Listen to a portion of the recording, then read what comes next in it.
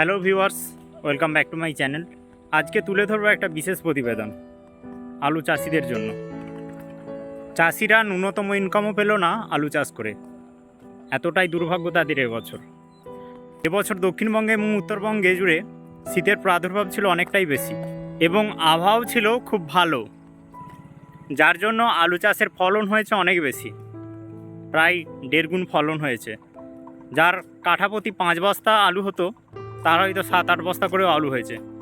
কিন্তু তাহলেও আলুর মার্কেট অন্যান্য বছর 400 টাকা থেকে 500 টাকা বস্তা পিছু থাকে, কিন্তু এবছর আলু, জ্যোতি আলুর কথা বলি, 200 টাকা বাজার।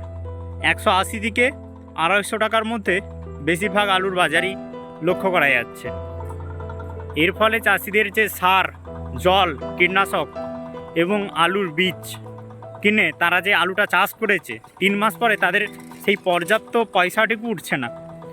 তাদের খাটাখাটুনি, লেবার খরচ তো বাদ, তাদের সার এবং বীজের পয়সা পর্যন্ত উঠছে না।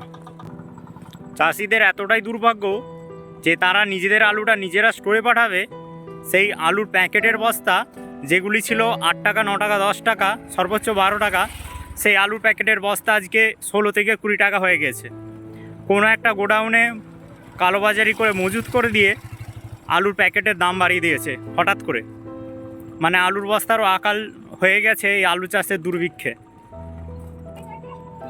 বাদে গেল সরকারের কথা, আলু চাষিদের পাশে সরকারও নেই। সরকার বলেছিল কিছু করে আলু চাষিদের থেকে আলু কিনবে সহায়ক মূল্যে, কিন্তু এগুলি কথার কথাই রয়ে গেছে। আজ পর্যন্ত সরকার চাষিদের থেকে কোনো আলু কেনেনি এবং চাষিদের কোনো সহায়ক মূল্য প্রদান করেনি, যার ফলে কোনো চাষি ভেবেছিল আলু থেকেই তাদের সমস্ত বাড়ি ঘরদোর করা বা বিভিন্ন সারা বছরই তারা ধারে সব কিছু করে, খাওয়া দাওয়া থেকে বাড়ি বাগানো সব কিছু।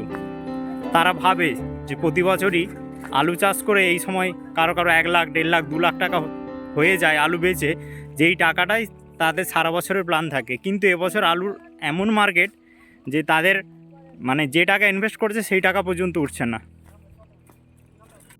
এবারে বলুন দর্শক, যে কাদের কারসাজিতে এই আলুর দামটা এত কম। আমি যদি ধরেও নিই যে 1.5 গুণ আলু ফলেছে, তাহলেও আগে দাম থাকতো 400 থেকে 500 টাকা, কিন্তু এবছরের বাজারে সেই দাম হয়ে গেছে 200 টাকা। মানে আরও 1 সপ্তাহ পরে আলুর দাম আরও কমবে। যখন সবাই আলু খুলে নেবে তখন আলুর দাম 150 থেকে 200 টাকার মধ্যেই থাকবে। এবারে বলুন, 1.5 গুণ আলু যদি বেশিই ফলে যায় তাহলে দামটা এত কম কেন?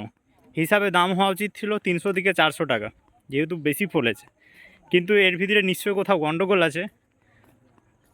কোনো ব্যবসাদাররা বা সরকারও চায় যে কম দামে চাষিরা কম দাম পাক, মানে আপামর জনসাধারণ কম দামে বা শহরের বাবুরা কম দামে আলুর দামটা পাক, সেটা তারা চায়। যার জন্যই চাষিদের কাছে দাম এত কম পাচ্ছে চাষিরা।